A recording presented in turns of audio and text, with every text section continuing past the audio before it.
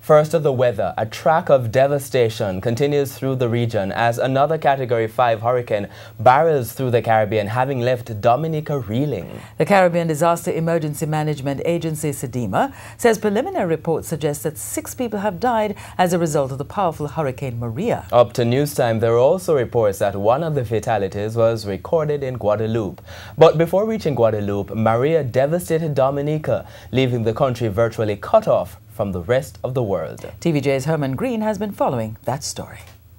Within a matter of hours, what was Tropical Storm Maria on Sunday intensified exponentially, slamming into the eastern Caribbean island of Dominica as a Category 5 hurricane Monday night.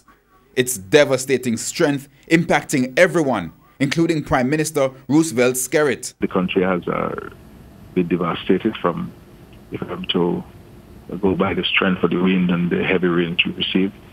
As you said, personally, I was affected. The roof or the residents caved in because of the strength of the wind. During this telephone interview with CNN, Prime Minister Skerrit confirmed his previous tweets that he had to be rescued from his home by the island's police force. This raised chilling questions about the safety of other residents. Most areas were without electricity and water for what Mr. Skerrit described as a very long night.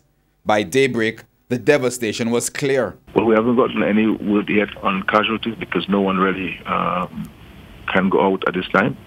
But I'm getting reports of lots of damage to buildings, private dwellings, and also business places.